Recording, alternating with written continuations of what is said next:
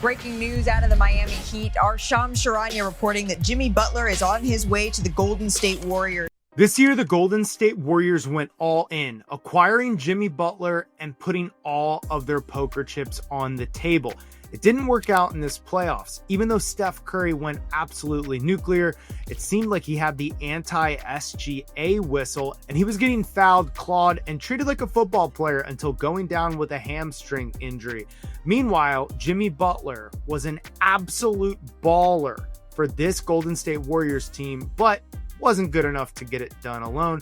Even though the Warriors were able to beat the number 2 seed Houston Rockets in the first round, they fell to the Wolves. So where are we now? How close are the Warriors to winning an NBA championship? Well, it might be closer than you think. This is a team that was able to beat a 2 seed with 3 key players dealing with some form of injury. And we know that nobody takes better care of his body than Steph Curry, so expect him to come back from a hamstring injury that wasn't that serious to begin with. In fact, Curry was considering coming back in the playoffs until he was ultimately held out.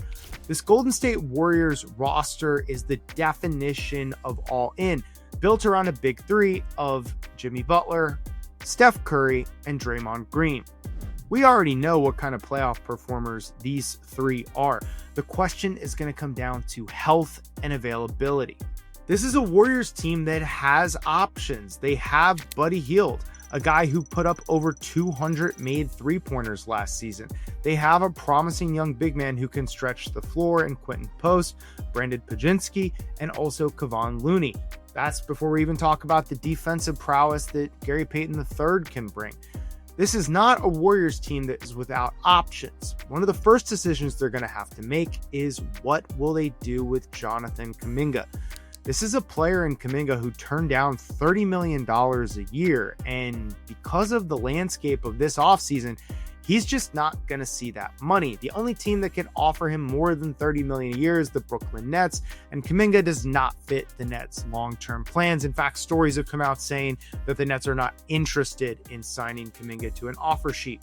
So we might see a Kuminga sign-in trade, or he might just stay with the Warriors and they reevaluate the fit at the trade deadline.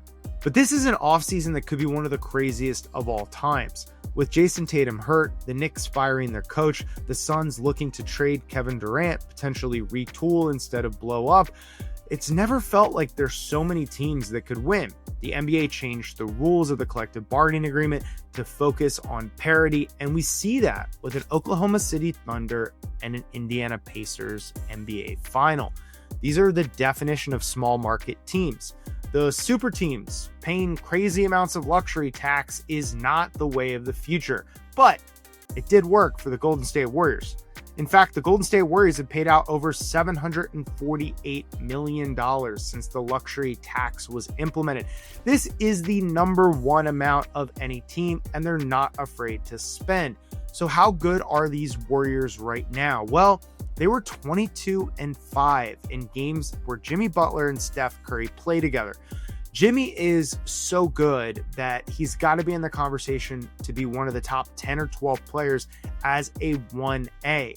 But when you have Steph good enough to be the best player on your team, you now have 2 alpha dogs who can feed off of each other. And their games are so different. A lot of the big danger that comes from Steph being on the floor is from his gravity. Steph creates space for other players on his team, and Jimmy Butler creates shots for other players on his team. Steph is all about the three-point line, and most of Butler's damage comes inside the paint. The only issue is when you have Jimmy Butler playing next to Draymond Green, you tend to either give up size or perimeter shooting. This isn't that Jimmy can't shoot. In fact, he's improved his outside shooting the last 3 years. It's just that he's not a volume three-point shooter. Jimmy's not at his best when he's taking threes. And even though there's been an uptick in Draymond's shooting percentage, neither is he. This is a Warriors team that somehow needs to get bigger and also needs to keep their perimeter shooting active around Steph Curry. This is a team that, with limited time to integrate Jimmy Butler, went on that 22-5 run when Jimmy and Steph played together and looked like a top 2 or 3 team in the NBA. Make no mistake about it. If the Warriors with this roster without an upgrade get into the playoffs healthy, they can beat literally any team. I'm reminded of the song, I ain't as good as I once was, but I'm as good once as I ever was. If you ever heard of old man strength or dad strength, this is something that this Warriors team has. It's going to be hard in a grueling NBA that has only increased its pace for them to win 4 7-game series with such an old roster, but it's not impossible. The Warriors are all in on this season, and they're going to use every last asset they have to try to get better. One of the biggest things they need to do is probably add some size, and the names that have been thrown out there like Brook Lopez or Steven Adams don't necessarily make the most sense. Steven Adams is such a shooting liability that you wouldn't be able to play Jimmy Butler and Draymond Green with him.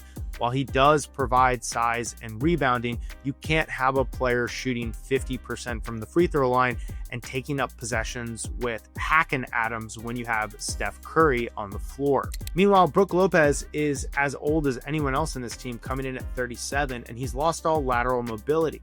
He provides you size, but not rebounding. He gives you outside shooting, but at what cost? We've already seen how some teams can play hyper-athletic lineups that forces the centers to chase to the three-point line. Brook Lopez is probably not a winning, definitely not a championship winning center in the modern NBA. I like looking at the Dallas Mavericks as a trade partner for the Warriors. The Mavericks have an abundance of riches when it comes to bigs with Anthony Davis, Gafford, and Lively. I think Gafford is potentially the odd man out and could be the size and the defensive presence, along with being a rim-running lob threat that this Warriors team needs. Additionally, Day'Ron Sharpe of the Brooklyn Nets probably doesn't fit the Nets' future plans and could be had on the cheap. But realistically, the best path forward for the Golden State Warriors in terms of big man rotation is also an answer to their shooting woes, and it's the continued evolution of Quentin Post. He was a big body, understands their system, and can stroke it from outside. Him getting a little better, combined with some health, and again, this Warriors team is not that far off. We even saw Jimmy Butler carry a playoff game without Steph Curry, and in fact, Kuminga put up 30 points without Steph Curry as well. It's going to be interesting to see if the Warriors are able to flip Kuminga for a player that Steve Kerr trusts. There's so much talent in Kuminga, but a low basketball IQ, and he's not been able to put it all together. However, there's a lot of teams out there that would like to reclaim a fallen angel. Maybe the Timberwolves would be interested in doing a Naz Reid for Kuminga swap. There's potentially an even more interesting trade out there. The Bleacher Report's Zach Buckley has been reporting that there's a high chance Kevin Durant returns to the Golden State Warriors. And there's been a lot of rumors on Durant. We don't know where he goes yet, but we do know he gets traded. While everyone in the league hated Durant going to the Golden State Warriors when they were fresh off of a finals run, I think we could all get nostalgic and get behind a return of the Golden State Warriors for their old man years. We saw with the Celtics, with Tatum going down, that dynasties are precarious in the modern NBA. So much of the Thunder offense runs through SGA. If anything happened to him, this Thunder team would not be the same. If anything happened to Halliburton, this Pacers team would not be the same. The Warriors don't have a choice. Rebuild is not on the menu. They're going to be going all in again. They're going to be going for one last ride.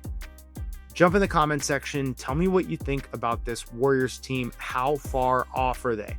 I said earlier they might be closer than you think. There's so many teams that try to win every year in the NBA, but there's things that are required that you might not think.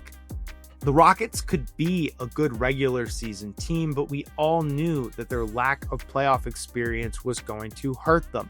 It's a combination of offense, defense, team chemistry, poise under pressure, coaching. All of these things come together. There's one word that needs to be double underlined for this Golden State Warriors team and their last hurrah. Can they stay healthy? Because if Steph Curry and Jimmy Butler are walking out on that floor next year, healthy, with any kind of supporting cast around them, you better believe that this Warriors team is going to give it all they got. Like, subscribe, follow for more basketball content. This is the Trash Talk channel.